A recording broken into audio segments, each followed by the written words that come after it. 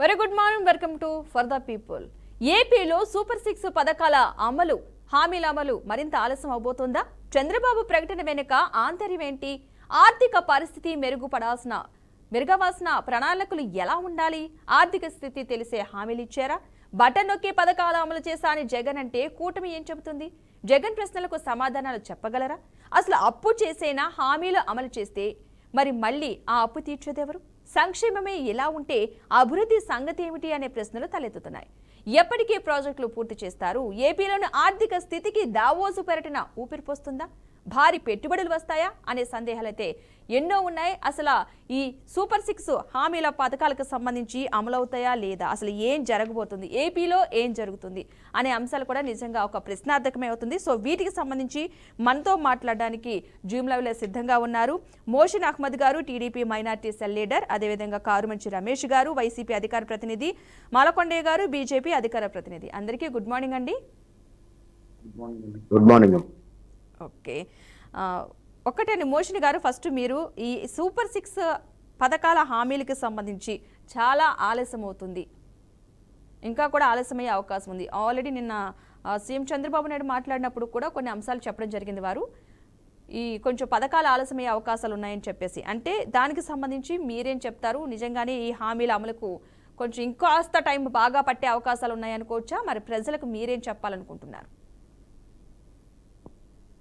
ముందుగా ప్యానెల్లో ఉన్న సభ్యులకి మరియు రాష్ట్ర ప్రజానికన్నా అందరికీ పేరు పేరున నమస్కారం తెలియజేస్తూ, ఏదైతే నిన్న నారా చంద్రబాబు నాయుడు గారు నిన్న ప్రెజెంటేషన్ ఇవ్వటం జరిగిందో అది కేవలం రాష్ట్రం యొక్క ఆర్థిక పరిస్థితి గురించి, గత 5 సంవత్సరాలుగా జరిగిన అనేక ఆర్థిక తప్పుల గురించి తెలియజేయటానికి, ఒక రాష్ట్రం పరిపాలన జరిగినప్పుడు ఆర్థికంగా ఏవేవైతే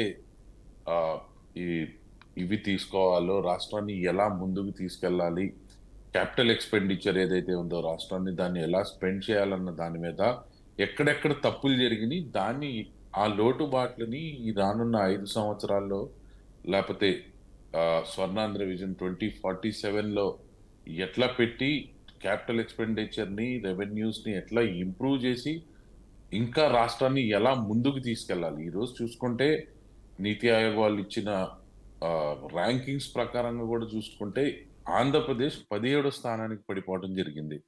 ఏదైతే మనం బీహార్, ఏదైతే నిన్న చంద్రబాబు నాయుడు గారు చెప్పినట్టు బీహార్ 13వ స్థానంలో ఉంది, ఆంధ్ర రాష్ట్రం 17. అంటే లాస్ట్ నుంచి మన తర్వాత పంజాబ్ ఒక్కటే ఉంది.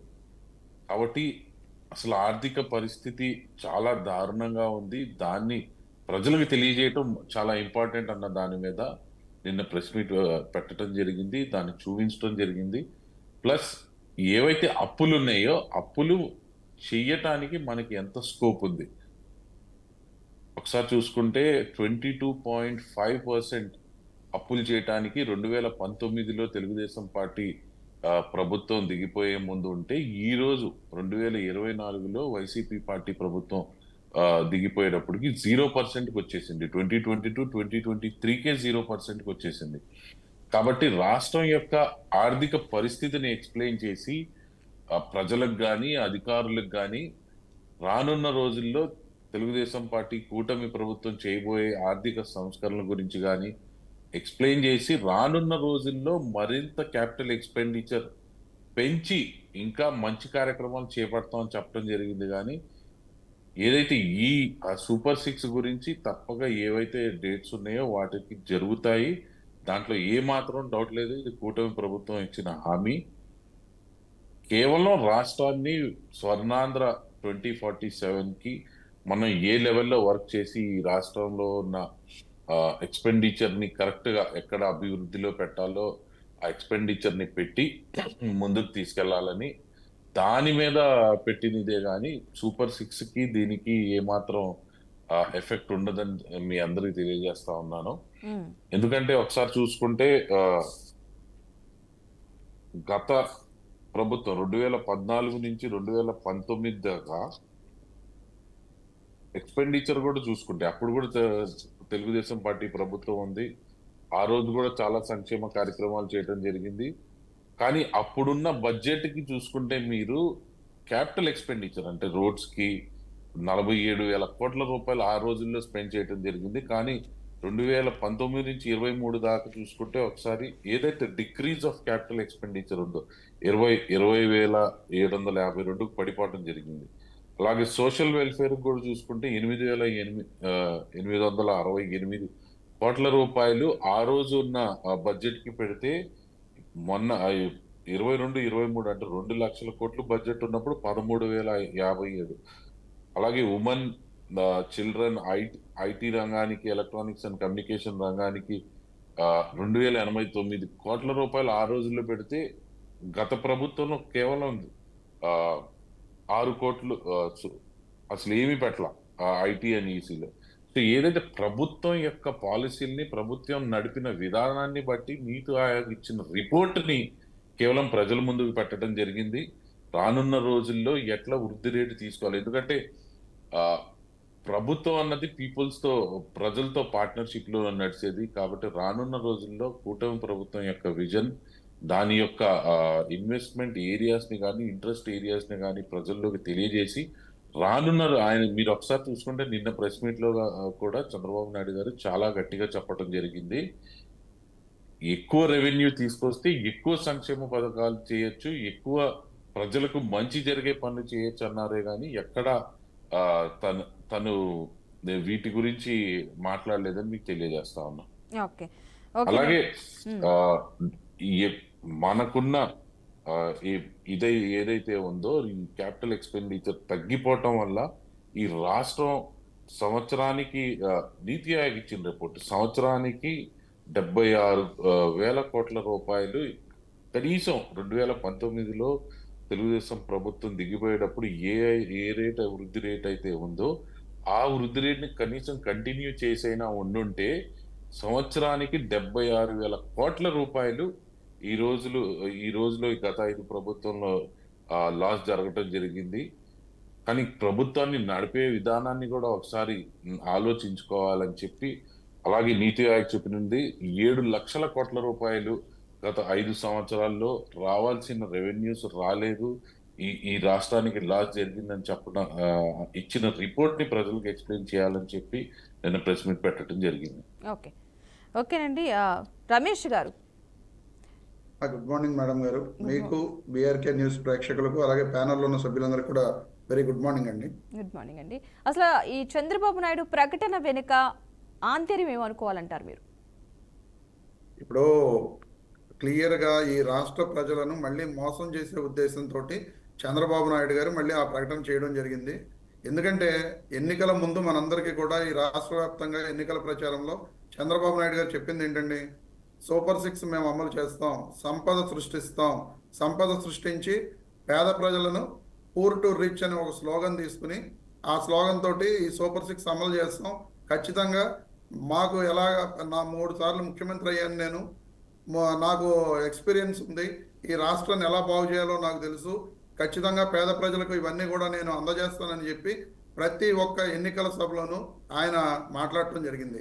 మాట్లాడిన వ్యక్తి ఆ రోజున ప్రతి ఎన్నికల సభలోనూ ఆయన చెప్పారు, ఈ రాష్ట్రం 14 లక్షల కోట్ల అప్పులో ఉందని చెప్పి ఆయన ఆ రోజు మాట్లాడిన వ్యక్తి ఈ రోజున రాష్ట్రానికి ఆదాయం లేదు, రాష్ట్రంలో ఆర్థిక విధ్వంసం జరిగింది, 14 లక్షల కోట్ల అప్పు ఉందని చెప్పి చంద్రబాబు నాయుడు గారు చెప్పిన రోజునే జగన్మోహన్ రెడ్డి గారు ఈ రాష్ట్రంలో అమ్మఒడి అమలు చేశారు, రైతు భరోసా అమలు చేశారు, వైఎస్ఆర్ ఆసరా అమలు చేశారు, జగనన్న చేదోడు అమలు చేశారు, జగనన్న తోడు అమలు చేశారు. ఈ రకంగా ఈబీసీ నేస్తాం, కాపు నేస్తాం, రకరకాల పథకాలు, నాడు నేడు రకరకాల పథకాలు, సంక్షేమ పథకాలన్నీ కూడా అమలు చేయడం జరిగింది. అంతేకాకుండా వీళ్ళు చెబుతున్నట్లుగా అభివృద్ధి ఈ రాష్ట్రంలో జరగలేదు అని చెప్తున్నట్లుగా జగన్మోహన్ రెడ్డి గారి ప్రభుత్వంలో 4 పోర్ట్లు 15,000 కోట్ల రూపాయలతోటి నిర్మించడం జరుగుతుంది. అందులో కొన్ని పోర్ట్లు ఆల్రెడీ కంప్లీషన్ స్టేజ్లోకి వచ్చి ఉన్నాయి.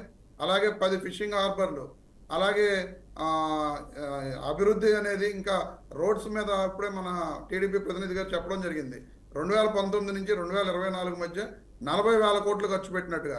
మరి ఆయనకి తెలుసో తెలియదో కేవలం 25,000 కోట్లు మాత్రమే 2019 నుంచి 24 మధ్య పెట్టారు. మీరు అసెంబ్లీ నుంచి రికార్డ్స్ తెప్పించుకోవచ్చు. ఆ తర్వాత జగన్మోహన్ రెడ్డి గారి ప్రభుత్వం 2019 నుంచి 24 మధ్య 42,000 కోట్ల రూపాయలు రోడ్ల మీద ఖర్చు పెట్టడం జరిగింది. ఇది ఆథెంటికేటెడ్ రిపోర్ట్. కావాలంటే మీరు అసెంబ్లీ నుంచి కూడా క్వశ్చన్ చేసి రిపోర్ట్స్ తీసుకోవచ్చు. ఆ రకంగా జగన్మోహన్ రెడ్డి గారు ఆ రోజున ఆర్థిక విధ్వంసం జరిగింది అని చెప్పి వీళ్ళు దుష్ప్రచారం చేసిన రోజుల్లోనే ఈ విధమైన పథకాలన్నీ కూడా ఇవ్వడం జరిగింది. కానీ ఈ రోజున చంద్రబాబు నాయుడు గారు అధికారంలోకి వచ్చిన తర్వాత డబ్బులు లేవు, బేదారుపులు అరుస్తూ ఏ రోజు కూడా జగన్మోహన్ రెడ్డి గారు ఆ రోజున 2019లో ముఖ్యమంత్రి అయ్యే సమయానికి అప్పటి మాజీ ఆర్థిక మంత్రి యనమల రామకృష్ణుడు గారు ఖజానా ఖాళీ అయిపోయింది, 100 కోట్లు మాత్రమే ఖజానాలో ఉన్నాయి, రేపు ఉద్యోగులకు జీతాలు కూడా ఇవ్వలేరు, ఎక్కడైనా అప్పులు తీసుకురావాలి అంటే మేమే అప్పులు చేస్తాం, ఎవరు అప్పు కూడా ఇవ్వరు, ఎలా పరిపాలిస్తారో అనేది ఆ రోజు యనమల రామకృష్ణుడు గారు మాట్లాడటం జరిగింది. కానీ అదే జగన్మోహన్ రెడ్డి గారు 100 కోట్ల రూపాయలతో వాళ్ళు అప్పచెప్పిన ఖజానాలో ఈ రోజున ఏ రకంగా పరిపాలన చేశారో మనం అందరం చూసాం. ఆ రోజు అంత తక్కువ డబ్బులతోటి వీళ్ళు ఖజానాని అప్పచెప్పిన 2.5 లక్షల కోట్ల రూపాయలు డీబీటీ డైరెక్ట్ బెనిఫిట్ ట్రాన్స్ఫర్ తోటి సంక్షేమ పథకాలు ఏ ఒక్క చోట కూడా అవినీతి అనేది లేకుండా, అవినీతి మరక పడకుండా జగన్మోహన్ రెడ్డి గారు ప్రతి ఒక్కరి అకౌంట్లోనూ వేయడం జరిగింది. అలాగే నాన్ డీబీటీ ద్వారా ఇంకో 1,50,000 కోట్ల రూపాయలు అంటే సుమారుగా 4 లక్షల కోట్ల రూపాయలు సంక్షేమ పథకాలకు అప్పచెప్పిన పరిస్థితి జగన్మోహన్ రెడ్డి గారి ప్రభుత్వం. ఈ రోజు వీళ్ళు అధికారంలోకి వచ్చి 7 నెలలు అవుతున్నా సరే ఒక్క రూపాయి కూడా అట్లీస్ట్ ఓన్లీ పెన్షన్ తప్ప 1,000 రూపాయలు పెన్షన్ పెంచడం తప్ప వీళ్ళు అమలు చేసిన సంక్షేమ పథకం అనేది ఒక్కటి కూడా లేదు. అది సూపర్ 6లో సంక్షేమ పథకం కూడా కాదు అనేది మీరు అందరూ కూడా గుర్తించవలసిన విషయం. ఎందుకంటే సూపర్ 6లో పెన్షన్ అనే సంక్షేమ పథకం లేదు. సూపర్ 6 సంక్షేమ పథకాలు వేరు, పెన్షన్ వేరు. మళ్ళీ ఆ ఒక్క సంక్షేమ పథకం వీళ్ళు అమలు చేయడం తప్ప ఈ 7 నెలల కాలంలో ఒక్క సంక్షేమ పథకం కూడా అమలు చేసిన పరిస్థితి ఎక్కడా లేదు. ఉచిత గ్యాస్ వీళ్ళు ఇచ్చామని చెప్తారు. ఉచిత గ్యాస్ ఈ రాష్ట్రంలో 1,55,00,000 కుటుంబాలు ఉంటే 1,55,00,000 మందికి సిలిండర్స్ ఉన్నాయి. ఆ 1,55,00,000 మందిలో వీళ్ళు పెట్టిన బడ్జెట్, మొన్న బడ్జెట్లో 870 కోట్ల రూపాయలు మాత్రమే. 1,00,00,000 మందికి వీళ్ళు గ్యాస్ సిలిండర్స్ ఇవ్వాలన్నా సరే 890 రూపాయలు వేసుకున్నా 890 కోట్లు. అంటే కేవలం మనిషికి ఈ ఆర్థిక సంవత్సరంలో 1 సిలిండర్ ఇవ్వడానికి మాత్రమే వీళ్ళు ప్రపోజల్ పెట్టారు తప్ప 3 సిలిండర్లు ఇవ్వడానికి వీళ్ళు ప్రపోజల్ పెట్టలా. దాని మీద కూడా ఈ రోజున రాష్ట్ర వ్యాప్తంగా మాకు డబ్బులు పడతలేదని చెప్పి ప్రజలు గగ్గోలు పెడుతున్న పరిస్థితులు ఈ రాష్ట్ర వ్యాప్తంగా ఉన్నాయి. సంక్షేమం అనేది జగన్మోహన్ రెడ్డి గారు తప్ప ఎవరూ కూడా ఈ రాష్ట్రంలో చేసిన దాఖలాలు లేవు, పరిస్థితులు లేవు. సంక్షేమ సామ్రాట్ జగన్మోహన్ రెడ్డి గారు ఈ రోజున చంద్రబాబు నాయుడు గారు ఆ సూపర్ 6 పథకాల అమలు నుంచి తప్పించుకోవడం కోసం ఆయన ఈ రకంగా భేదారుపులు అరుస్తున్నారు తప్ప ఈ విధంగా రాష్ట్రంలో వాళ్ళు దోచుకు తింటున్నారు. ఈ రోజున ఎక్కడ చూసినా సరే ఉచిత ఇసుక చూసుకోండి. మీరు ఉచిత ఇసుక పేరు చెప్పారు. ఉచిత ఇసుక పేరుతోటి ఎక్కడా కూడా ఉచితంగా ఇసుక ఎక్కడే ఇవ్వట్లా. ఆ ట్రాన్స్పోర్టేషన్ ఛార్జెస్ అని చెప్పి వీళ్ళ నాయకులు, కూటమి నాయకులు దోచుకు తింటున్నారు. అలాగే మద్యం షాపులు ప్రతి 43,000 బెల్ట్ షాపులు ఉంటే 2019లో జగన్మోహన్ రెడ్డి గారు అధికారంలోకి వచ్చే టైంకి 43,000 బెల్ట్ షాపులను రద్దు చేయడం జరిగింది. ఎక్కడా కూడా ఒక పర్మిట్ రూమ్ కూడా అవకాశం ఇవ్వకుండా మద్యం షాపులు నిర్వహించింది జగన్మోహన్ రెడ్డి గారి ప్రభుత్వం.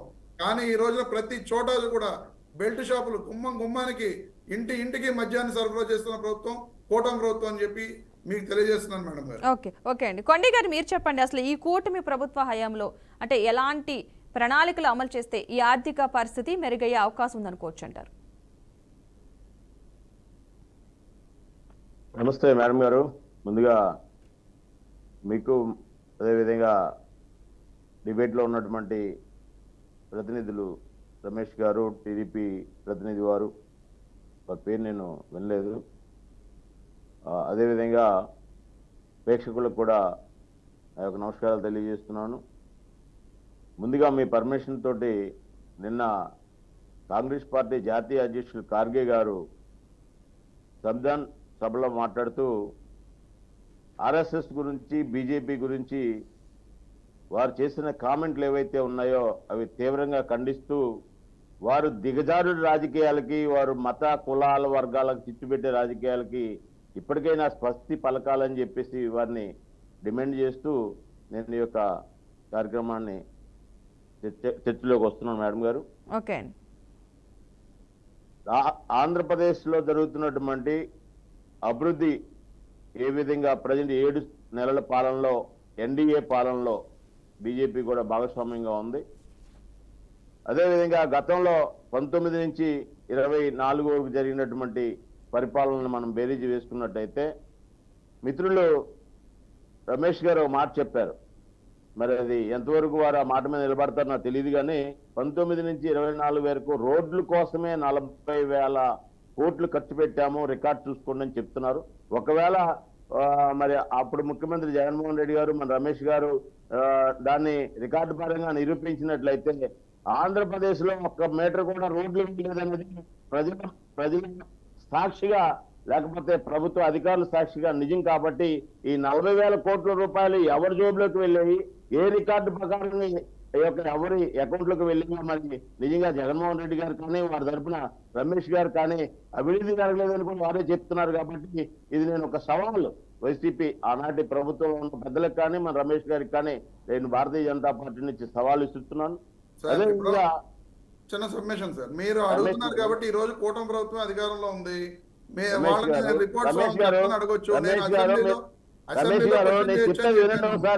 నేను చెప్పేది మీరు మాట్లాడినప్పుడు నేను రాలేదు కదా, మీరు సబ్మిషన్ అంతే, నేనేం చెప్పట్లేదు. నేనేం చెప్తున్నానంటే రాజకీయ విమర్శల జోలికి మనం వెళ్ళి మనకి ఇప్పటికే ఆంధ్రప్రదేశ్ ప్రజలకి రాజకీయ పార్టీలన్నీ కూడా మోసం చేసి వారి అభివృద్ధిని దూరం చేసి వారికి కావాల్సిన ఆర్థిక భరోసా ఇవ్వక గందరగోళమైన పరిస్థితుల్లో ఆంధ్రప్రదేశ్ ప్రజల్ని రాజకీయ ఎవరైతే పరిపాలన గతంలో చేశారో వాళ్ళు ఇంకా కోలుకోలేని పరిస్థితిలో ఉన్నారు. ఇవాళ మనం రాజకీయాలు పక్కన పెట్టి విమర్శలు పక్కన పెట్టి ఇవాళ ఆంధ్రప్రదేశ్ ప్రభుత్వం యొక్క ఫైనాన్షియల్ పరిస్థితి ఏ విధంగా ఉందో మన అందరికీ తెలుసు. కేంద్రం నుంచి వస్తున్నటువంటి సహకారం ఎంత పెద్ద ఎత్తున వస్తుందో మనకు తెలుసు. ఇది డెవలప్మెంట్ వైపు తీసుకెళ్లడం కోసం అవసరమైతే ప్రతిపక్షం కూడా ప్రభుత్వాలకు సహకరించి ఏదైతే వాస్తవంగా జరుగుతుందో అది జరగనటువంటి పరిస్థితిలో మీరు సలహాలు ఇవ్వచ్చు, ప్రభుత్వానికి సహకరించవచ్చు. ఈ ప్రభుత్వం ఉమ్మడి ప్రభుత్వం, ఒక పక్క నరేంద్ర మోడీ గారు సహకారంతో ముఖ్యమంత్రి గారి యొక్క పర్యవేక్షణలో ఉప ముఖ్యమంత్రి పవన్ కళ్యాణ్ గారి యొక్క ఏదైతే డెవలప్మెంట్ ఆలోచన జరుగుతుందో ముగ్గురు కూడా చాలా యాక్టివ్ గా రూల్ తీసుకొని ఆంధ్రప్రదేశ్ లో ప్రతి ఒక్క కుటుంబానికి ఆర్థిక భరోసా ఇవ్వాలి, యువతకు ఉద్యోగాలు ఇవ్వాలి, మహిళలకి ఏదైతే రక్షణ కల్పించాలి, రైతులకు రక్షణ కల్పించాలి, గిట్టుబాటు ధర ఇవ్వాలి, అంతా సస్యశ్యామలంగా ఉండాలని చెప్పి ఒక అద్భుతమైనటువంటి పాలన ముందుకు వెళుతున్న ఈ తరుణంలో విమర్శలు, రాజకీయ విమర్శలు, మీరు ఏదైనా సబ్జెక్ట్ ఉంటే చేయండి, తప్పలేదు, కానీ రాజకీయ విమర్శలు పక్కన పెట్టి ప్రభుత్వానికి సహకరించాలని చెప్పి ఇవాళ కేంద్రంలో మీరు ఏవైతే గతంలో నిధులు ఇవ్వట్లేదు అని చెప్పారో ఇవాళ ఏ విధంగా ప్రాజెక్టులు ప్రారంభమవుతున్నాయి చూడండి. పోలవరం ప్రారంభమైంది, అదేవిధంగా రాజధాని ప్రారంభమైంది, రోడ్లు విపరీతంగా అన్ని ప్రాంతాల్లో రోడ్లు వేస్తున్నారు. కానీ మీలో కూడా చేసినటువంటి రోడ్లు కూడా గుర్తు తెచ్చుకోండి ఇప్పుడు నడుస్తున్నటువంటి పనులు. మొన్న స్టీల్ ప్లాంట్ మీద గగ్గోలు పెట్టిస్తారు, గగ్గోలు పెడితే 11,000 కోట్లు డబ్బులు ఇచ్చి స్టీల్ ప్లాంట్ ముందుకు తీసుకొచ్చారు. స్టీల్ ప్లాంట్ అమ్మేది బీజేపీ కావాలని చెప్తున్నప్పటికీ కూడా వెనుకుండా రాజధాని చేసి ఆ ప్రాంత రాజకీయ సమస్యలు తీసుకొచ్చి ప్రజలు రెచ్చగొట్టి రోడ్డు మీదకి లాగారు. ఇవన్నీ ఒకసారి మీరు ఆలోచన చేయండి. ఆలోచన చేసి బీజేపీ ఆధ్వర్యంలో ఎన్డీఏ ప్రభుత్వం ఇక్కడ జరుగుతున్నటువంటి టీడీపీ జనసేనతో కలుగుతున్న ప్రభుత్వాన్ని అభినందించండి, సలహాలు ఇవ్వండి, అభివృద్ధికి సహకరించండి అని చెప్పి రమేష్ గారి ద్వారా వైసీపీ ప్రభుత్వాన్ని నేను అడుగుతున్నాను. ఇవాళ నీతి ఆయోగ్ చెప్పినటువంటి విషయాలు కానీ ప్రస్తుతం నిన్న చంద్రబాబు నాయుడు గారు మన ముఖ్యమంత్రి గారు వివరించినటువంటి ఆర్థిక పరిస్థితుల విషయం కానివ్వండి, లేకపోతే మనకు వస్తున్నటువంటి ఇండస్ట్రీలు, కొత్తగా వచ్చేటటువంటి ఇండస్ట్రీలు కానీ మొన్న ఇక్కడ మన ముఖ్యమంత్రి గారు దావోదులో వెళ్ళి తీసుకొస్తున్నటువంటి ఆ యొక్క పరిశ్రమల గ్రౌండ్ మనకి ఏ విధమైనటువంటి పరిస్థితులు కావాలి మనకి అనే దాని మీద అభివృద్ధి మీద చర్చ పెట్టండి. అభివృద్ధి మీద చర్చ పెడితే అందులో బాగా నిధులు తీసుకురావడానికి కేంద్రం నుంచి పెద్ద ఎత్తున అడగకుండా డబ్బులు వస్తున్నాయి. ఇవాళ ఏ సబ్జెక్ట్ తీసుకున్నప్పటికీ కూడా పెద్ద ఎత్తున అభివృద్ధి జరిగేటటువంటి అవకాశం ఉంది. మీరు పథకాలు పెట్టి చెప్పి డబ్బులన్నీ తీసుకొచ్చి నేను పథకాలను అయితే మీరు ప్రజలకు ఇచ్చినటువంటి విషయాలను తప్పట్ను, కానీ అవసరం లేని కన్నా ఎక్కువగా ఖర్చు పెట్టి ఖజానాన్ని ఖాళీ చేసినటువంటి వైసీపీ ప్రభుత్వం ఇవాళ ఖజానాన్ని పెంచుకోవడానికి, ఆదాయం పెంచుకోవడానికి, ప్రజలకు హామీలు ఇవ్వడానికి ఈ ప్రభుత్వం ముందడుగు వేస్తున్నటువంటి పరిస్థితి రమేష్ గారు గమనించాలని చెప్పి కోరుతున్నాను. ఓకే కంటిన్యూ చేద్దాం. ఇప్పుడు ఒక స్మాల్ బ్రేక్ తీసుకుని డిబేట్ అయితే కంటిన్యూ చేద్దాం. ఇప్పుడు ఒక స్మాల్ బ్రేక్. Welcome back. మొత్తంగా ఏపీలో ఎలాంటి పరిస్థితి నెలకొంది? సూపర్ 6 అమలు పథకాలకు సంబంధించి ఎలాంటి ఇన్ఫర్మేషన్ ఉంది? ప్రస్తుతం ఆర్థిక పరిస్థితి ఏ విధంగా ఉంది? సో మోషన్ అహ్మద్ గారు, మీరు చెప్పండి, గత ప్రభుత్వం అప్పుడు రాష్ట్రం ఎలా ఉంది? అంటే మేము సంక్షేమ పథకాలన్నీ కూడా సక్రమంగా అమలు చేస్తాం, ఈ ప్రభుత్వం వచ్చేసరికి అమలు చేయడానికి ఆలోచిస్తుందని చెప్పేసి అంటున్నారు కాబట్టి మరి దానికి మీరేమంటారు? గత ప్రభుత్వం ఒకసారి చూసుకుంటే సంక్షేమ పథకాలు కేవలం వారి గొప్పలు చెప్పుకోవటానికే అన్నట్టు ఉన్నాయి, కానీ ప్రజలకు మటుకు మేలు జరగలేదన్నది మొన్న జరిగిన ఎలక్షన్లోనే తెలిసిపోయింది. ఏదైతే ఏ మ్యాండేట్ అయితే వచ్చిందో మీరు చేస్తున్నది ఏది కరెక్ట్ గా వెళ్ళట్లేదు, మాకు అందట్లేదు, కేవలం మీ వాళ్ళ జేబులు నింపుకుంటున్నారు. దీని మీద వచ్చిన మ్యాండేటే 2024లో ఎలక్షన్ రిజల్ట్ అని మీకు తెలియజేస్తా ఉన్నాను. ఏదైతే చెప్తా ఉన్నారో అసలు ఎంత బాధ్యత రహితంగా పరిపాలన జరిగిందంటే, అప్పులు కేంద్రం నుంచి తెచ్చి ఆ అప్పులు ఇంకా కేంద్రం ఇవ్వదు అని తెలిసి ఇక్కడున్న రాష్ట్రంలో ఉన్న అనేక ఎంఆర్ఓ ఆఫీసుల్ని కానీ, లిక్కర్ మీద వచ్చే ఆదాయాన్ని కానీ ప్రతిదాన్ని తాకట్టు పెట్టి డబ్బులు తీసుకురావడం జరిగింది. అరే నేను వెళ్ళిపోయిన తర్వాత భవిష్యత్తు తరాలకి ఈ ప్రభుత్వం నుంచి లేదా ఈ భవిష్యత్తు తరానికి ఈ తరాలలో ఉండే ప్రజలకి ఈ రాష్ట్రం ఏమి ఇచ్చేదని ఒక్క నిమిషం కూడా ఆలోచన లేకుండా డెప్త్ సస్టైనబిలిటీ 0% అయిపోయిన ఏదో ఒక రకంగా అప్పులు తీసుకురావాలి, మా వాళ్ళ జేబులు నింపుకోవాలి. ఏదైతే 8-9 పోర్ట్లు అన్నారు, ఊరికే శంకుస్థాపనలు చేసేసి కాంట్రాక్టర్లకి వాళ్ళతో కుమ్మక్కై ఇది పర్సంటేజ్లు తీసుకున్నారు, కానీ ఇంకా బిల్లులు లేదు. 1,00,000 కోట్ల రూపాయలు ఈ రోజు బిల్లులు బాకీ పెట్టి వెళ్ళటం జరిగింది. కేవలం అసలు ప్రభుత్వాన్ని రాష్ట్రాన్ని ఆర్థికంగా ఒక మూలన తోసేసి ఈ రోజు ఆంధ్ర రాష్ట్రం అంటే ఒక బ్రాండ్ గా ఉండే ఈ రాష్ట్రాన్ని తీసుకెళ్లి 17వ స్థానానికి పడేశారంటే కేవలం గత ప్రభుత్వం యొక్క అసమర్థ పాలన వల్ల జరిగిందని మీకు తెలియజేస్తా ఉన్నాను. అలాగే తెలుగుదేశం పార్టీ సంక్షేమ పథకాలు, సూపర్ 6 పథకాలు 100% చెప్పినట్టు జరుగుతాయి. ఏదైతే ఒకసారి మీరు చూసుకుంటే గత ప్రభుత్వంలో 1,000 రూపాయలు పెన్షన్ పెంచడానికి 4.5 సంవత్సరాలు పట్టింది. 250 రూపాయలు పెంచుకుంటూ పోయారు. కానీ కూటమి ప్రభుత్వం ఏ మాట అయితే చెప్పిందో ఆ మాట మీద ఉంటాం. అదే కాకుండా ప్రభుత్వం వచ్చిన నెల రోజుల్లోనే 1,000 రూపాయలు పెంచడమే కాక ఏ రోజైతే హామీ ఇచ్చామో ఆ రోజు అంటే ఎలక్షన్లకు ముందు 2 నెలలకు కూడా మొత్తం 7,000 రూపాయలు మొదటి నెలలో ఇచ్చిన ప్రభుత్వం ఈ దేశంలో ఏదైనా ఉందంటే అది కూటమి ప్రభుత్వం, తెలుగుదేశం పార్టీ ప్రభుత్వం అని మీకు తెలియజేస్తా ఉన్నాను. ఈ రోజు చూసుకుంటే అసలు ఎటు పక్కన చూసినా ఏ సంక్షేమం, అసలు గిరిజనులకు కూడా చూసుకుంటే ఇప్పుడున్న బడ్జెట్ అప్పట్లో ఉన్న బడ్జెట్ చాలా డిఫరెన్స్ ఉన్నా కూడా ఆ రోజుల్లో 609 కోట్ల రూపాయలు గిరిజనుల కోసం వారి యొక్క సంక్షేమం కోసం పెడితే కేవలం 229 కోట్ల రూపాయలు గిరిజనుల కోసం పంచడం జరిగింది. కాబట్టి అసలు మనం అప్పు ఎక్కడి నుంచి తీసుకొస్తున్నాము, ఎందుకు తీసుకొస్తున్నామో తెలియకుండా ఆ రోజు ఎట్లయినా గడిపేసుకోవాలన్న దాని మీద అసలు దూరదృష్టి లేకుండా ఒక రాష్ట్రాన్ని పరిపాలించి మొత్తం రాష్ట్రాన్ని అప్పులు ఊబిలో నింపేసిన ప్రభుత్వం ఏదైతే ఉందో అది కేవలం వైసీపీ ప్రభుత్వం. కాబట్టి నిన్న చెప్పిన నారా చంద్రబాబు నాయుడు గారు నిన్న ఇచ్చిన పవర్ పాయింట్ లో మేమేం చేస్తాం, రానున్న రోజుల్లో గవర్నమెంట్లకు కూడా ఒక దిశానిర్దేశం ఇవ్వడానికి ఎట్లా ఈ రాష్ట్ర యొక్క ఆర్థిక పరిస్థితిని ముందుకు తీసుకెళ్లాలన్న దాని మీద ఒక power point plus recovery mode కూడా చెప్పడం జరిగింది. ఈ రాష్ట్రం మళ్ళీ ఆర్థికంగా నిలదొక్కుకోవాలంటే మనం ఏమేం చేయాలన్న దాని మీద నిన్న అనేక పాయింట్లు చెప్పడం జరిగింది.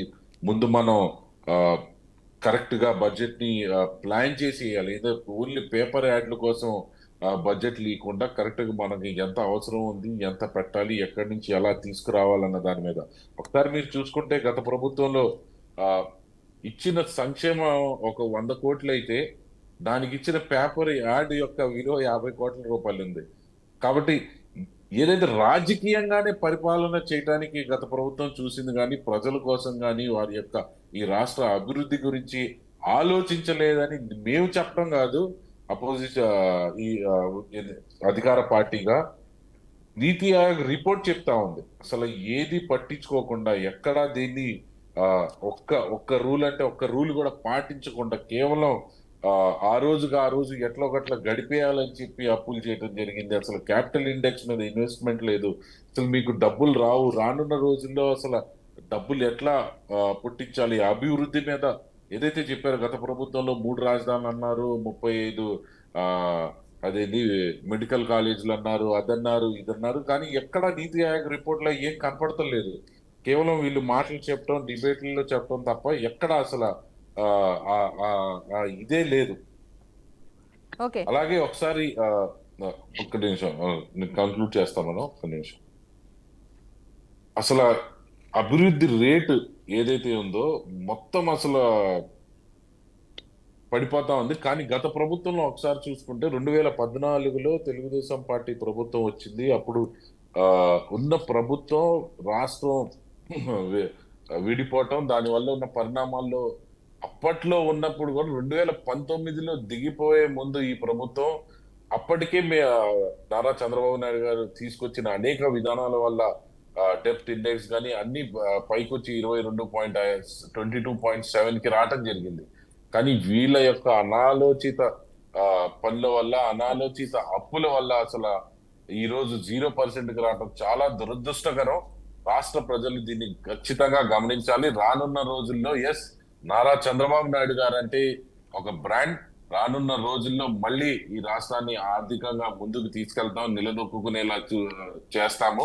ఈ రోజు అందరికీ చెప్తా ఉన్నాం, ఈ రోజు 2024లో ఆంధ్ర రాష్ట్రాన్ని 17వ స్థానంలో పెట్టడం జరిగింది. కానీ ఈ ప్రభుత్వం దిగిపోయే ముందు అంటే ఏదైతే 2029 కల్లా మీరు ఖచ్చితంగా ఈ ప్రభుత్వం పనిచేసిన విధానాన్ని చూస్తారు, ఆర్థిక సంస్కరణలు చూస్తారు. కాబట్టి రానున్న రోజుల్లో ఈ రాష్ట్రానికి మంచి జరిగిద్దని కోరుకుంటూ ప్రజలు దీన్ని ఖచ్చితంగా గమనించి, ఎందుకంటే మన భవిష్యత్తు గురించి ఆలోచించేవాడిని, మన భవిష్యత్తు గురించి పనిచేసే వాళ్ళకే ప్రజలు పట్టం కడతారని మీకు తెలియజేస్తాం. ఓకే అండి, మనతో పాటు మరొకరు అనలిస్ట్ మస్తాన్ రావు గారు కూడా యాడ్ అయ్యారు. గుడ్ మార్నింగ్ అండి మస్తాన్ రావు గారు. గుడ్ మార్నింగ్ అండి. Good morning. యాక్చువల్గా ఇప్పుడు మనం మాట్లాడుకున్న టాపిక్ వచ్చేసి అసలు ఏపీలో సూపర్ 6 పథకాల అమలుకు కొంచెం సమయం పట్టే అవకాశం ఉందని, అసలు పరిస్థితి అప్పులమయంగా ఉంది రాష్ట్రం అని చెప్పేసి కొంత. సో ప్రస్తుతం ఏపీలో పరిస్థితి ఏ విధంగా ఉందనుకోవచ్చు? అంటే ఇచ్చిన హామీలు నెరవేర్చే దిశగా ఉండే అవకాశం ఉందా, ఆలస్యమయ్యే అవకాశం ఉందా, అసలు అప్పులమయంగానే ఉందా? నిజంగానే పరిస్థితిని ఏ విధంగా అర్థం చేసుకోవచ్చు అంటారు? గుడ్ మార్నింగ్ అండి బీఆర్కే న్యూస్ ప్రేక్షకులకు, అదేవిధంగా ప్యానెల్లో ఉన్న పెద్దలకు మీకు.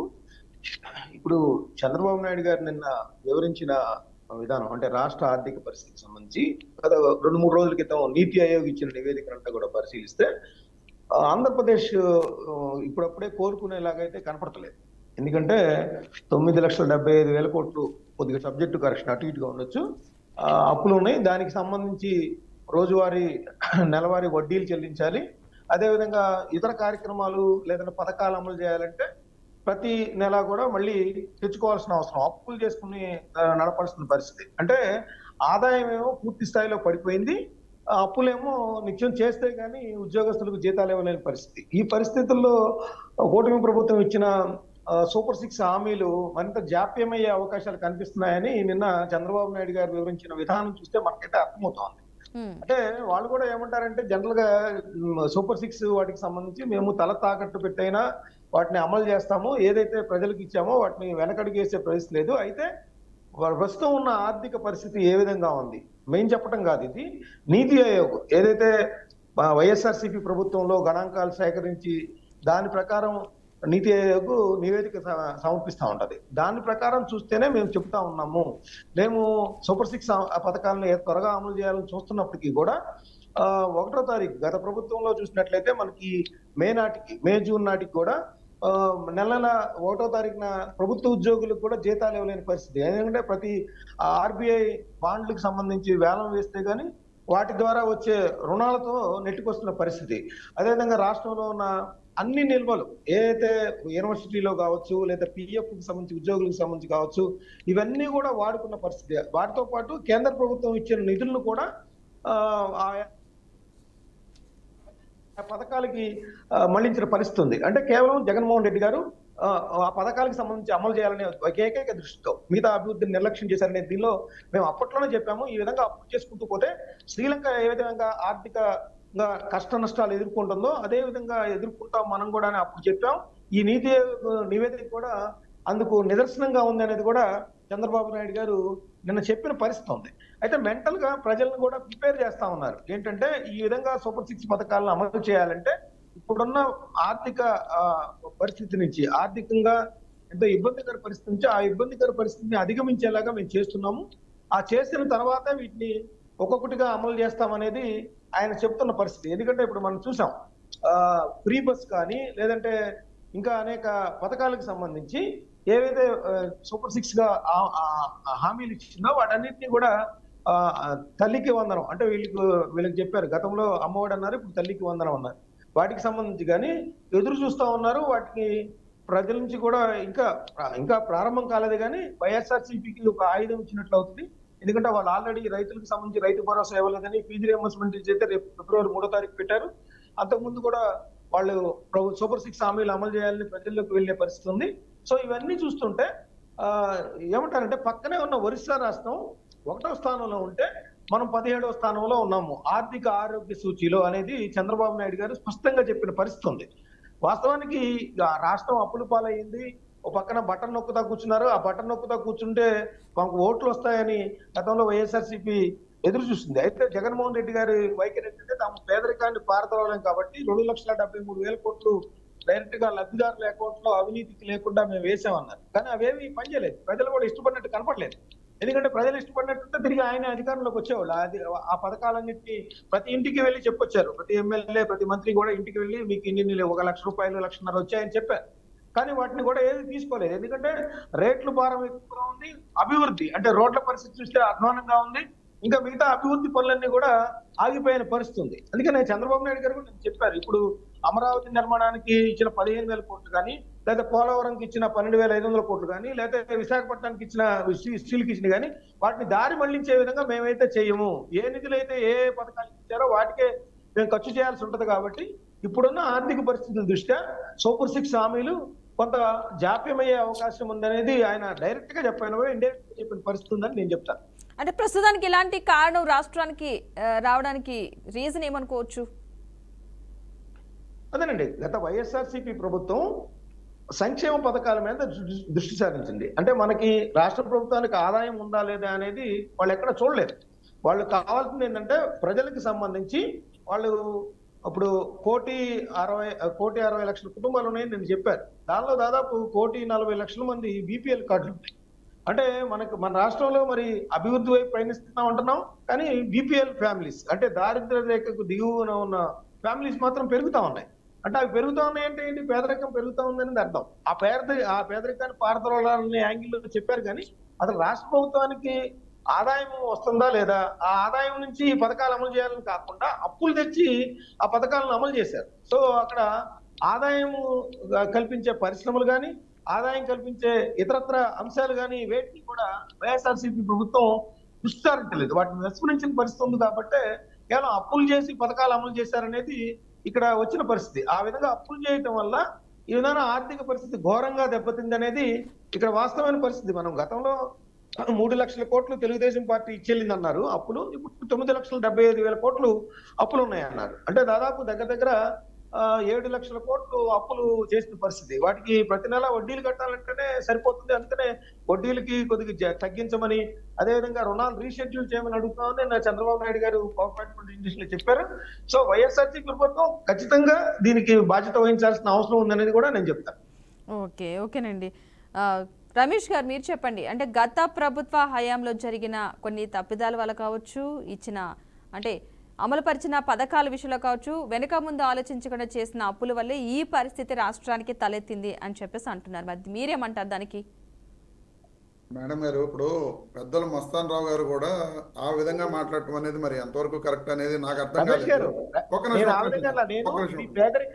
పేదరికాన్ని పారదోలాలనే యాంగిల్లోనే ఆయన వెళ్ళారని చెప్తున్నా నేను. తప్పని చెప్పలేదు. ఇప్పుడు 10 లక్షలు మీ అందరికీ తెలుసు, FRMB రూల్స్ అతిక్రమించి ఎవరు కూడా అప్పులు చేయలేరు. సెంట్రల్ గవర్నమెంట్ క్లియర్ గా నిర్మలా సీతారామన్ గారు ఏ అప్పు జరిగినా ఆ రూల్స్ ప్రకారమే జరిగింది తప్ప ఆ రూల్స్ని ఎక్కడ అతిక్రమించలేదు అని చెప్పి పార్లమెంట్లో ప్రకటించారు. అలాగే ఎంత అప్పు ఉందనేది కూడా 6 లక్షల కోట్ల రూపాయల అప్పు మాత్రమే ఈ రాష్ట్ర ప్రభుత్వానికి ఉందా, అంత మించి లేదని చెప్పడం కూడా జరిగింది. సరే, ఇక కార్పొరేషన్ల అప్పులు ఇవి అనేది చంద్రబాబు నాయుడు గారి ప్రభుత్వంలో జరిగిన అప్పులు అలాగే ఉన్నాయి. ఈ జగన్మోహన్ రెడ్డి గారు వచ్చిన తర్వాత కూడా కార్పొరేషన్ పరంగా అప్పులు చేసినవి కూడా ఉంటాయి. అవి ఎవరు అలాగే ఇదేంటి 1,00,000 కోట్ల రూపాయలు ఎవరికైతే కాంట్రాక్ట్స్ వాటికి ఇవ్వాలన్నారు. జగన్మోహన్ రెడ్డి గారు అధికారంలోకి వచ్చేటప్పటికి 80,000 కోట్ల రూపాయలు కాంట్రాక్టర్స్కి ఇవ్వాల్సి ఆ రోజున అప్పు పెట్టి వెళ్ళిపోయారు చంద్రబాబు నాయుడు గారు. అవన్నీ కూడా జగన్మోహన్ రెడ్డి గారు తీర్చుకుంటూ రాలేదా? ఫీజు రియంబర్స్మెంట్ బాకీలు పెట్టారు, ఆరోగ్యశ్రీ బాకీలు పెట్టారు, ధాన్యం సేకరణ బాకీలు పెట్టారు. ఇవన్నీ కూడా జగన్మోహన్ రెడ్డి గారి ప్రభుత్వం క్లియర్ చేసుకుంటూ వచ్చింది. ఏ ప్రభుత్వం అయినా సరే ఆ ప్రభుత్వం రన్ అయ్యేటప్పుడు కొంత అప్పులు ఏవి ఈ కాంట్రాక్ట్స్ మీద కానీ ఇవి కానీ నెక్స్ట్ ప్రభుత్వానికి వస్తాయి. అవి కూడా అప్పుల కింద చూపించడం అంటే మరి ఏంటి అనేది వాళ్ళే చెప్పాల్సిన పరిస్థితి ఉంది. ఎందుకంటే క్లియర్గా ఆ రోజున 2019లో జగన్మోహన్ రెడ్డి గారి ప్రభుత్వం అధికారంలోకి వచ్చేటప్పటికి 80,000 కోట్ల రూపాయలు ఈ రాష్ట్రంలో కాంట్రాక్టర్స్ కానీ వివిధ రకాల పనులు చేసిన వాళ్ళకి కానీ ఇవ్వవలసిన డబ్బులు 80,000 కోట్ల రూపాయలు ఆ రోజున జగన్మోహన్ రెడ్డి గారు చెల్లించడం జరిగింది. మరి ఈ రోజున 1,00,000 కోట్లు ఉందని చెప్పి మరి ఉంటుంది, ఎందుకు ఉండదు? ఖచ్చితంగా ఏ ప్రభుత్వం వచ్చినా సరే ఆ ప్రభుత్వంలో కాంట్రాక్ట్ పనులు చేసిన వాళ్ళకి నెక్స్ట్ ప్రభుత్వం చెల్లించాలి. అది అక్కడ వదిలేయడం కుదరదు కదా. ఈ రోజున చంద్రబాబు నాయుడు గారు నిజంగా ఇప్పుడు పరిపాలిస్తున్నారు. 2029 ఎన్నికల టైంకి ఈయన ఎన్ని లక్షల కోట్ల రూపాయలు కాంట్రాక్ట్స్కి అప్పు పెడతారో మరి అందరూ కూడా చూద్దరు. కానీ అలాగే ఇందాక టీడీపీ ప్రతినిధి గారు చెప్తూ సంక్షేమ పథకాలు వాళ్ళకి ప్రజలకు అక్కర్లేదని చెప్పి మ్యాండేట్ ఇచ్చారు, దానికి మొన్న ఇచ్చిన మ్యాండేట్ నిదర్శనం అని చెప్పి సార్ ఒక రమేష్ గారు ఒక చిన్న సబ్మిషన్, ప్రజలు ఆదరించలేదు, ప్రజలు ఆదరించలేదు కాదు, మీరు చేసిన సంక్షేమ పథకాలు ఏవైతేనో వాటికన్నా జరిగిన అవినీతి ఎక్కువ, మీ వాళ్ళు జేబులు నింపుకోవటం ఎక్కువ చేశారు. మీరు పేపర్ యార్డ్లకు ఖర్చు పెట్టిన డబ్బులు కూడా జనాలకు దానికన్నా ఆ లెవెల్లో ఆ రేషియోలో కూడా 2.5 లక్షల కోట్ల రూపాయలు ప్రజలకు వెళ్ళిన దానికి పేపర్ యార్డ్కి 400 కోట్ల రూపాయలు ఇచ్చినట్లుగా మీరే అసెంబ్లీలో స్వయంగా మీ మంత్రి గారు పార్థసారథి గారు చెప్పారు. 2.5 లక్షల కోట్లు ఎక్కడ, 400 కోట్ల పేపర్ యార్డ్లు ఎక్కడ? సరే, ఇక అది దాని మీద డిబేట్కి వెళ్తే మీ ప్రభుత్వంలో ఆంధ్రజ్యోతికి ఈనాడికి వచ్చిన కోట్లాది రూపాయలు మేము చెప్పగలం, అది వేరే విషయం, వేరే సబ్జెక్టు. అలాగే తాకట్టు పెట్టడం జరిగింది ఎంఆర్ఓ ఆఫీసులు, అదే అని చెప్తున్నారు. మీరు ఏకంగా అమ్మేస్తున్నారు. వైజాగ్లో మొన్న భూములు అమ్మేశారు మీరు, మేము తాకట్టు మాత్రమే పెట్టాం. మీరు ఏకంగా ఈ రాష్ట్రంలో ఉన్న ప్రభుత్వ భూముల్ని అమ్మేసి సొమ్ములు చేసుకుంటూ వాళ్ళని దోచేస్తున్నారు. క్లియర్గా మొన్న వైజాగ్లో భూముల అమ్మకానికి పేపర్ యాడ్ ఇవ్వడం జరిగింది. అది కూడా మరి ఎప్పుడు జరిగే ప్రక్రియ? అది వైసీపీ ప్రభుత్వంలో ఇచ్చిన నోటిఫికేషన్. అది ఆ ప్లాట్లన్నీ మీరు ఒకసారి చూసుకుంటే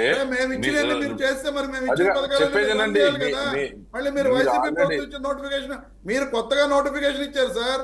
వైజాగ్ లో మీరు సెప్టెంబర్ నెలలో మీరు నోటిఫికేషన్ ఇచ్చారు. మేము ఇచ్చినది అన్ని మీరు చేసేటట్టు అయితే ఇవి కూడా మీరు అమలు చేయాలి కదా. ఇప్పుడు నేను అడుగుతుంది, మేము అమలు చేసిన పథకాలు తల్లికి వందనం, మీరు అన్నది అమ్మ ఒడి, మేము ఒక విద్యార్థికి ఇచ్చాం. ఈ రోజున మేము అధికారంలో ఉండుంటే ఒక్క విద్యార్థికి 15,000 రూపాయలు మేము ఇచ్చుండేవాళ్ళం. రైతు భరోసా మేము 13,000 రూపాయలు ఇచ్చాం. మేము అధికారంలో ఉండుంటే ఖచ్చితంగా రైతు భరోసా 15,000 ఇచ్చాం, అమ్మ ఒడి 13,000 ఇచ్చాం. మేము అధికారంలో ఉండుంటే ఆ 2 పథకాలు మేము ఖచ్చితంగా ఈ రోజున అమలు చేసి ఉండేవాళ్ళం కదా. ఏది ఈ రాష్ట్ర బడ్జెట్, ఇదే బడ్జెట్ ఇలాగే ఉంటే ఆ పథకాలను మేము అమలు చేసి ఉండేవాళ్ళం. మీరు ఎందుకు అమలు చేయలేకపోతున్నారు?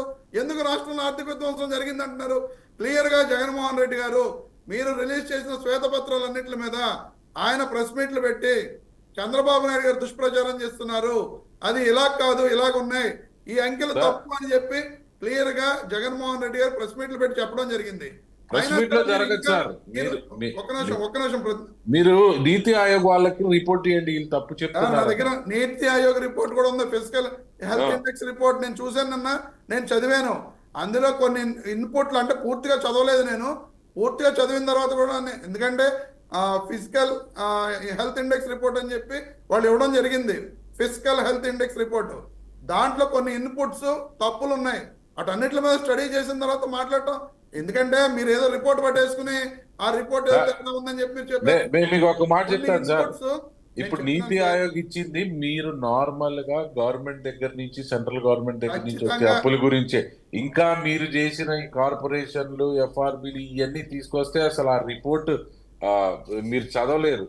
మరి 2014 నుంచి 2019 మధ్య నేను చదివాను ఫిజికల్ హెల్త్ ఇండెక్స్ రిపోర్ట్ లో 2014 నుంచి 2019 మధ్య ఏ ఏ ర్యాంక్ లో ఉందో మీరు చూసారా సార్? ఏ చూసాం ర్యాంక్ లో సార్. ఉందో మీరు చూసారండి? ఒకసారి చెప్పండి, మీరే ఆంధ్రప్రదేశ్ ఏ చెప్పండి. ర్యాంక్ లో ఉందో కూడా చూడండి. అప్పుడు మీరే చెప్పండి సార్. 13వ ర్యాంక్ లో ఉంది, ఈ రోజు 17వ ర్యాంక్ అంటున్నారు. 17వ ర్యాంక్ అంటే అందులో రాష్ట్రం కొన్ని రిపోర్ట్స్ అదే నేను చెప్తున్నా. నేను రమేష్ గారు, రాష్ట్రం విడిపోయి ఆ రోజు ప్రత్యేక పరిస్థితి, ఆ రోజు ఆంధ్ర రాష్ట్రం అంటూ 19 రిపోర్ట్ అంటే అది 14 రిపోర్ట్ కాదు, 19 రిపోర్ట్. అదే చెప్పేదేనండి. 14 ఒక్క నుంచి నిమిషం, 19 మస్తానరావు గారు వరకు మాట్లాడుతానంటున్నారు. 13.5% ఉన్న డెప్ట్ ఇండెక్స్ 13.4కి తీసుకురావడం జరిగింది. అదే సార్, సార్ మోహన్ నేను గారు, చెప్తున్నా. అందులో కొన్ని రమేష్ గారు, రిపోర్ట్స్ ఒక నిమిషం. మోహన్ గారు, తెలుగుదేశం పార్టీ ప్రజలకు మాత్రం ఒక సమాధానం చెప్పాలి. ఏంటంటే చంద్రబాబు నాయుడు గారు అనుభవజ్ఞులు, రాష్ట్రం అప్పులు పాలైంది, జగన్మోహన్ రెడ్డి గారు ఆర్థికంగా ఘోరంగా దెబ్బతీశారు, శ్రీలంక లాగా మార్చేస్తున్నారని ఆయన చెప్పారు ఎన్నికల ముందు. ఇవన్నీ తెలిసే మీరు సూపర్ 6 హామీలు ఇచ్చారు. డెఫినెట్ ఇప్పుడు గా ఆ ఆర్థిక పరిస్థితి బాగోలేదని ఇప్పుడు ఎందుకు చెప్తున్నారు? అనుభవజ్ఞులుగా ఉన్నప్పుడు ఖచ్చితంగా ప్రజలకు జవాబు చెప్పాలి. మేము అప్పుడు అలా ఎందుకు ఇవ్వాల్సి వచ్చింది, ఇప్పుడు ఎందుకు అమలు చేయలేకపోతున్నాం అనేది ఖచ్చితంగా సమాధానం చెప్పాలి. ఎందుకంటే మస్తానరావు గారు, సార్, మస్తానరావు గారు, చంద్రబాబు నాయుడు గారు, మస్తానరావు గారు ఇంకోటి వారు చెప్పింది మీకు ఒకే రాష్ట్రం వరకు ఆర్థిక ఒకటి. పరిస్థితి తెలుసు, జగన్మోహన్ రెడ్డి గారు ఎలా దెబ్బతీశారనేది మీరే చెప్తా ఉన్నారు ప్రజలకి. చెప్పినప్పుడు మీరు సూపర్ 6 హామీలు ఇచ్చినప్పుడు ఇప్పుడు అప్పుడు ఆర్థిక పరిస్థితి బాగోలేదు కాబట్టి ఇప్పుడు మేము ఇవ్వలేకపోతున్నాం అనేది ప్రజలు అంగీకరించరు. ఖచ్చితంగా మీరు ప్రజలకు జవాబు ఇవ్వలేకపోతున్నామని ఎక్కడో చెప్పలేదు సార్ చంద్రబాబు నాయుడు. మస్తానరావు, వీళ్ళు ఆ రోజున ప్రచారం చేసింది 14 లక్షల కోట్లు. పోనీ ఇప్పుడు వీళ్ళు చెప్తున్న దొంగ లెక్క ప్రకారం చూసుకున్న 10 లక్షల కోట్లే, 4 లక్షల కోట్లు తక్కువ ఉన్నది. ఆ రోజునే సూపర్ 6 హామీలు అమలు చేస్తామని చెప్పి వీళ్ళు చెప్పారు. చెప్పి ఈ రోజున రాష్ట్ర ఆర్థిక పరిస్థితి బాగాలేదు, రాష్ట్రంలో ఆర్థిక విధ్వంసం జరిగింది, ఈ మాటలు తప్పించుకునే మాటలు తప్ప సూపర్ 6 పథకాలు అమలు చేయకుండా వీళ్ళు చెబుతున్నది ఖచ్చితంగా. ఈ రోజున జగన్మోహన్ రెడ్డి గారు అధికారంలో ఉండుంటే అమ్మఒడి 13,000 రూపాయలు ఆ ఒక బిడ్డకి ఇచ్చేవాళ్ళు కాదండి. రైతు భరోసా. దీనికి రమేష్ గారు, దీనికి నేను వ్యతిరేకిస్తాను. ఎందుకంటే అప్పులు చేసి పథకాలు అమలు చేయమని ఏ ప్రజలు కోరుకోరండి. అప్పులు చేసి పథకాలు కదండి, ఖచ్చితంగా జగన్మోహన్ రెడ్డి గారు ఆదాయం వచ్చిన తర్వాత చేయమంటారు తప్పితే, ఇప్పుడు మన ఇంట్లో పెళ్లి చేయాలనుకోండి, అన్ని అప్పులు చేసి మన తాగదు తగ్గట్టే పెళ్లి చేసుకుంటాం, మన తాగదు తగ్గట్టే ఖర్చు పెట్టుకుంటాం. అంతేగాని అప్పులు తీసుకొచ్చి మీకు డబ్బులు ఇచ్చేస్తున్నాం అంటే ఒప్పుకోవట్లే ప్రజలు. ఇన్కమ్ సోర్స్ లేకుండా పథకాలు అమలు చేసేటట్టు వద్దన్నారు. మాకు ఆదాయం రండి, మాకు నిత్యావసర వస్తువులు అందుబాటులోకి తండి, మా మీద పన్నులు పెంచబాకండి, కరెంట్ ఛార్జీలు పెంచబాకండి, అలా అయితేనే పథకాలు అమలు చేయమండి. పథకాలకి డబ్బులు ఇచ్చి అప్పులు తీసుకొస్తున్నారంటే మళ్ళీ ఆ భారం మేము ఎక్కడ మోస్తామనేదే మిమ్మల్ని తిరస్కరించిన విధానం నేను చెప్తాను. సార్, ఇప్పుడు జగన్మోహన్ రెడ్డి గారు దిగిపోయే ముందు బడ్జెట్ ప్రవేశపెట్టినప్పుడు 2.84 lakh crores బడ్జెట్ ప్రవేశపెట్టారు. చంద్రబాబు నాయుడు గారు మన ఫుల్ బడ్జెట్ ప్రవేశపెట్టినప్పుడు 2.94 lakhs బడ్జెట్ ప్రవేశపెట్టారు. మరి అప్పుడు ఈయనకి తెలియలేదండి ఈ విషయాలన్నీ. 2,94 కోట్ల రూపాయల బడ్జెట్ ప్రవేశపెట్టేటప్పుడు పథకాలు అమలు చేస్తామని చెప్పే కదా వీడు బడ్జెట్ ప్రవేశపెట్టారు. పథకాలు 100% అమలు చేస్తాం సార్. పథకాలు అయిపోతుంది సార్, 1 సంవత్సరం అయిపోయింది. రేపు మార్చి వస్తే మీరు అధికారంలోకి వచ్చి ఒక ఆర్థిక సంవత్సరం మే సార్ ఒకటి సార్, తెలుగుదేశం పార్టీ యొక్క కమిట్మెంట్ చూడాలంటే ఈ రోజు పెన్షన్లు ఇస్తున్న విధానాలు చూసుకుంటే చాలు. చెప్పాము, చేసాం. అలాగే సిలిండర్లు కూడా ఇవ్వడం జరిగింది. ఎవరిని తీయలేదు సార్. అసలు 66 లక్షలు ఉన్న పెన్షన్లు 64 లక్షల 2 లక్షల పెన్షన్లు ఈ రోజున మీరు తీసేయడం జరిగింది. ఆ రకంగా ఇంకప్పుడు ప్రతి చోట వెరిఫై చేస్తూ పెన్షన్ల గురించి పెన్షన్ల గురించి పరిస్థితి చేస్తున్నారు మీరు. ఈ రోజు పెన్షన్లు వాలంటీర్లు ఇష్టం వచ్చినట్టు వైఎస్ఆర్సీపీ కార్యకర్తలకి ఎవరైతే ఉన్నారో వాళ్ళకి ఇష్టారాజ్యంగా పెన్షన్లు రాయటం జరిగింది. దీంట్లో ఏమాత్రం డౌట్ లేదు. ఏది కాలు ఇరిగితే రాడ్ వేస్తే కూడా వికలాంగుల పెన్షన్లు పెట్టిన కేసులు అనేకమైన ఉన్నాయి. అట్లాంటి తప్పు కేసులు ప్రభుత్వం ఉన్నది కరెక్టివ్నెస్ చేయడానికి, జనాలకి న్యాయం చేయడానికి ప్రభుత్వం ఉంటుంది, కానీ దోచిపెట్టడానికి వాళ్ళ జేబులు నింపడానికి లేదు ప్రభుత్వాన్ని మీకు తెలియజేస్తా ఉన్నా. మీరు చెప్పింది ప్రభుత్వం ఉన్నది దోచిపెట్టడానికి లేదు. ఉచిత ఇసుక పేరుతోటి దోచుకుంటుంటే మీ ప్రభుత్వం ఎందుకు చెప్తానండి షాపులు పెట్టి రమేష్ గారు చెప్తానంటే ప్రభుత్వం యొక్క విధానం చెప్తున్నాను. ఇసుక కోసం ఎవరు ఆగకూడదు, వారి యొక్క కన్స్ట్రక్షన్ ఆగకూడదు, ఈ డెవలప్మెంట్ ఈ రాష్ట్రం చెప్పేదండి. కాబట్టి మీకు ఇసుక నుంచి ప్రాబ్లం ఉండదు. గత ప్రభుత్వం లాగా ఆ టోకెన్లు ఈ టోకెన్లు అని కేవలం ఒక సంస్థకి అదంతా కాంట్రాక్ట్ దోచిపెట్టి గోల్డ్ రేట్ లాగా అది ఏదైతే ఆ ఇసుక రేట్లను మేనేజ్ చేసి ఇష్టారాజ్యంగా ఆ రోజు బ్లాక్ చేసి మా ఇసుక ఇవ్వడం ప్రభుత్వం కన్నా ఈ జరిగిందో రోజు మీ ఎక్కువ రేట్ ప్రభుత్వంలో ఉందండి బాబు. ఇసుక రేటు మీరు చెప్పే మాటలే కరెక్ట్ కాదు. కేవలం రండి, ఇసుక రేటుకి ట్రాన్స్పోర్ట్ వెళ్దాం. ఛార్జీలు సార్. ఇప్పుడు ఈ ప్రభుత్వం ఇసుక ఫ్రీగా ఇస్తుంది. అని మీరు ట్రాన్స్పోర్టేషన్ చెప్పుకోవడం మీ వరకే. ఛార్జ్ ఎంత ఎక్కడ ఉండేది? ఇసుక ఫ్రీగా ఇవ్వట్లా. 100% అని మీరు ఇసుక ఫ్రీ. చెప్పుకోవడం వరకే. ఎక్కడ ఇది ఇసుక రాజకీయ ఫ్రీగా విమర్శ ఇవ్వట్లా. చేయడానికి తప్ప దేనికి పనికిరాదు రమేష్ గారు. నిజం అరే చెప్తాను. మీరు ఇసుక ఫీల్డ్ ఫ్రీ లెవెల్లోకి అని వచ్చి చెప్తున్నా. కాదు మోయిన్ గారు, మేము మీరు ఫీల్డ్ లో లెవెల్లోకి ఉన్నాం వచ్చి సార్. చెక్ మేము చేయండి. 100% ఫీల్డ్ లో ఉన్నాం. ఫీల్డ్ లో ఉన్నాం కాబట్టి డిబేట్ లో చెప్తున్నాం. మనం చెప్పేసినట్టుగా కాదు. మీకు ఎన్ని దృష్టాంతాలు, ఎన్ని ఎగ్జాంపుల్స్ కావాలంటే అన్ని ఎగ్జాంపుల్స్ నేను మీకు మీ నెంబర్ చెప్తే వాట్సాప్ లో మీ ఈనాడు, ఆంధ్రజ్యోతి, మీ గెజెట్ పేపర్స్ లో వచ్చే పంపిస్తా. ఈనాడు, ఆంధ్రజ్యోతిలో వచ్చే న్యూస్ ఎంత ఉచిత ఇసుక Okay. పేరుతోటి దోపిడీ జరుగుతుంది. ఒక లారీకి 5,000 నుంచి 7,000 రూపాయలు ఎక్స్ట్రా ఎలా తీసుకుంటున్నారు, Okay. ఎక్కడెక్కడ జరుగుతుంది అనేది క్లియర్ గా మీకు పేపర్, మీ గెజెట్ పేపర్స్ లో వచ్చినాయి మీకు పంపిస్తా. ఈ రకంగా మీరు కూర్చొని ఎక్కడ ఏమి ఎక్కడో చెప్పారో సార్ చెప్పడం ఇప్పుడు కరెక్ట్ కాదు. ఎక్కడో ఒక చోట ఎవడో ఒకడు ఒక చోట ఏంటి సార్? చేసిన ఏ దాన్ని జిల్లా? ప్రభుత్వాన్ని మీకు ఏ మీరు జిల్లా కావాలి? అంటగట్టలేరు. ఏ ఏ జిల్లా జిల్లా కావాలి అయినా మీకు? ఈ రోజు మొత్తం ఈ తెలుగుదేశం పార్టీ ప్రభుత్వం ఉందంటేనే అధికారులు కానీ పనిచేసే వాళ్ళు కానీ చాలా డిసిప్లిన్ గా ఉంటారు. ఎక్కడన్నా ఒకటి అరాకొరా జరిగిన ఇవి ఇష్యూస్ ఉంటే దాన్ని ఏ జిల్లా మీరు కావాలి చెప్తున్నారు కదా, మేము అన్యాయాన్ని సహించము. మా పేపర్ అయినా అన్యాయం జరిగితే మాకు సంబంధించిన అయినా రాస్తారు. అది మాటల్లో దాంట్లో మాత్రమే డౌట్ లేదు. అది అన్యాయాన్ని మేము సహించము నీతికి అనేది. మేము నీతికి న్యాయానికి కట్టుబడి ఉంటాం కాబట్టి ఏదన్నా ఎక్కడన్నా మాటల్లో తప్పు జరిగితే మాటల్లో చేతల్లో రాస్తారు. ఎక్కడ ఉండదండి. చేతల్లో Okay. కూడా నీతి 100% ఓకే కొండే గారు, మీరు ఏదో 100% మాట్లాడుతున్నారు. ఓకే, ఇందాక అడిగారు కొండే గారు, మాట్లాడండి. మేడం గారు, నేను మొదటనే రిక్వెస్ట్ చేశాను, ఆంధ్రప్రదేశ్ పరిస్థితి దృష్టిలో పెట్టుకొని ఆంధ్రప్రదేశ్ ప్రజల యొక్క అభివృద్ధి కోసం మనం రాజకీయ అంశాలు పక్కన పెట్టి వాస్తవాలు చర్చించినట్లయితే ఇవాళ ప్రభుత్వాల పరిస్థితి ఏ విధంగా ఉన్నది అనేటటువంటి విషయం, గత ప్రభుత్వం ఏ విధంగా నడిపారనేది రమేష్ గారికి తెలుసు. ఇప్పుడున్న పరిస్థితి, ప్రభుత్వం ఆర్థిక ఇబ్బందులో ఉన్న విషయం ముఖ్యమంత్రి గారు స్పష్టంగా ప్రజలందరికీ రిక్వెస్ట్ చేస్తున్నారు, తెలియజేస్తున్నారు. కానీ ఏ విధంగా జరగాలి, ఎందుకు జరగలేకపోతున్నామో ఇప్పుడు మన రమేష్ గారు ఒక మాట అన్నారు ఇందాక. కేంద్ర ప్రభుత్వం, మన ఆర్థిక మంత్రి గారు నిర్మలా సీతారామన్ గారు మాకు ఒక సర్టిఫికేట్ ఇచ్చారని చెప్పి, నిర్మలా సీతారామన్ గారు ఇచ్చిన సర్టిఫికేట్ పార్లమెంట్ లో మాట్లాడినటువంటి మాట ఏంటంటే, అఫీషియల్ గా ఆర్బీఐ నిబంధనల ప్రకారం తెచ్చినటువంటి అప్పులు మాత్రమే చెప్పినప్పుడు మిగిలినటువంటి చాలా లిస్ట్ ఉందని చెప్పి ఆ లిస్ట్ మాకు భారతీయ జనతా పార్టీకి కూడా మేము తీసుకోవడం జరిగింది. ఆ రోజు ప్రభుత్వం నుంచి తీసుకోవడం జరిగింది. దానికి సంబంధించి అప్పుడు మా రాష్ట్ర అధ్యక్షుడు వారు, ఒక పురంధేశ్వర గారు కానీ లేకపోతే వీర్రాజు గారు కానీ చాలా స్పష్టంగా చెప్పారు, అయ్యా మీరు ఆర్బీఐ లోపల తెచ్చిన అప్పుల కంటే కూడా బయట ప్రైవేట్ గా తెచ్చినటువంటి ప్రభుత్వ స్థలాలు కానీ ప్రైవేట్ వ్యవస్థ నుంచి తెచ్చినటువంటి అప్పులు కానీ చాలా ఉన్నాయనే విషయం చెప్తే వాటిని పక్కన పెట్టి రమేష్ గారు అంత చేయకుండా జరిగినటువంటి తప్పుని, అవినీతి ప్రభుత్వాన్ని 11 సీట్లకు ప్రజలు ఇచ్చిన తీర్పును కూడా అంగీకరించకుండా ఇంకా చెప్తున్నటువంటి రమేష్ గారు, ఒకసారి మీరు ఆలోచన చేసి వాస్తవాలు అర్థం చేసుకోండి. మీకు ప్రజలు ఇచ్చిన తీర్పును దృష్టిలో పెట్టుకొని మాట్లాడితే ఇంకా వచ్చే రోజుల్లో ఏమన్నా ప్రజలు సహకరిస్తారేమో, లేదా ఇలాగే మాట్లాడినట్టయితే ఇవాళ మీ పరిస్థితి ఏంటో ఒకసారి మీరు అర్థం చేసుకుంటారని చెప్పి నేను చెప్తున్నాను.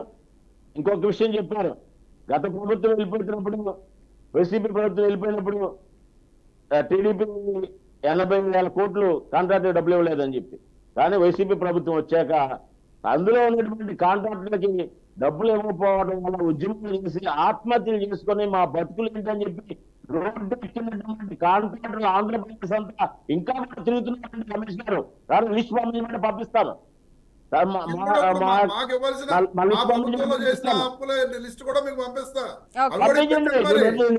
మరి మేము ఆ ప్రభుత్వంలో కూడా ఏ 2014-19 మాట్లాడటం కాదు, 2014 ముందు కూడా బోల్డెన్ అప్పులు ఉన్నాయి. రమేష్ గారు, నేను చెప్పేది అదే, గతంలో జరిగిన తప్పులు మీరు చేసి, మీ తప్పులు చేసి, మేము చేసి ఈ తప్పులు అసలు మీరు మేనిఫెస్టో పట్టుకోవడానికి ఒప్పుకోలేదు కదండి. ఈ మేనిఫెస్టోకి మాకు ఏ విధమైన సంబంధం లేదు. ఈ మేనిఫెస్టో మేము పట్టుకోమని చెప్పి మేనిఫెస్టో రిలీజ్ చేసిన రోజున బీజేపీ పార్టీకి సంబంధించి పట్టుకోలేదు. ఈ రోజు మళ్ళీ మేనిఫెస్టో అమలు చేస్తామని ఎలా చెప్తారు? నేను ఏం చెప్తున్నాను అర్థం చేసుకోవట్లేదు. ఆ రోజు మేము చెప్పినటువంటి వాస్తవాలు ఈ రోజు వాస్తవాలు కూడా చెప్తున్నాను. ఇవాళ ఆంధ్రప్రదేశ్ ఆర్థిక పరిస్థితి అది వైసీపీ ప్రభుత్వం వల్ల వచ్చిందా, వైసీపీ అప్పులు చేసుకోవడం వల్ల వచ్చిందా, లేదా ప్రజలు పంచిపెట్టడం వల్ల వచ్చిందా? ఇవాళ వైసీపీ ప్రభుత్వం దిగిపోతున్న జీతాలు ఇవ్వలేని పరిస్థితి. ఇవన్నీ ఎందుకు వచ్చిన Okay. విషయం ముఖ్యమంత్రి గారు ప్రజలకు చెప్తున్నారు, ప్రజలు ఒప్పిస్తున్నారు. ప్రధానమంత్రి గారు కూడా మీకు ఆంధ్రప్రదేశ్ కావాల్సినటువంటి అన్ని విధాలు సహకరించడానికి సిద్ధంగా ఉన్నారు. ఇవాళ ప్రధానమంత్రి గారు స్కీమ్ ప్రజలకు అందుతున్నాయి.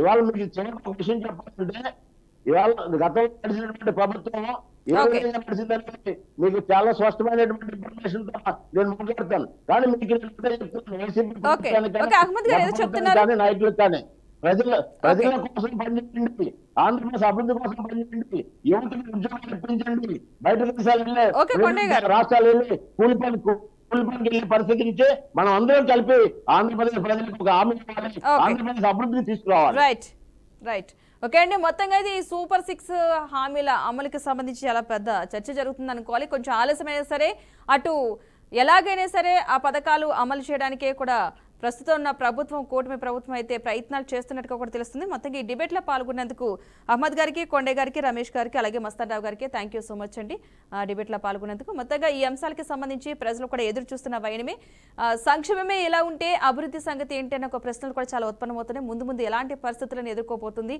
పథకాల అమలు విషయం, ఇచ్చిన హామీల అమలు విషయం పక్కన పెడితే ప్రస్తుతం రాష్ట్రం ఉన్న ఆర్థిక పరిస్థితి ఏంటి, ముందు ముందు ఎలాంటి అభివృద్ధి జరగబోతుందనే ప్రశ్నలు కూడా చాలా ఉత్పన్నమవుతున్నాయి. చూద్దాం ముందు ముందు ఎలాంటి పరిస్థితులను ఆంధ్రప్రదేశ్ ఎదుర్కోబోతుందో. సో ఇది వాల్టీ for the people special debate. Keep watching BRK news Telugu సత్తా.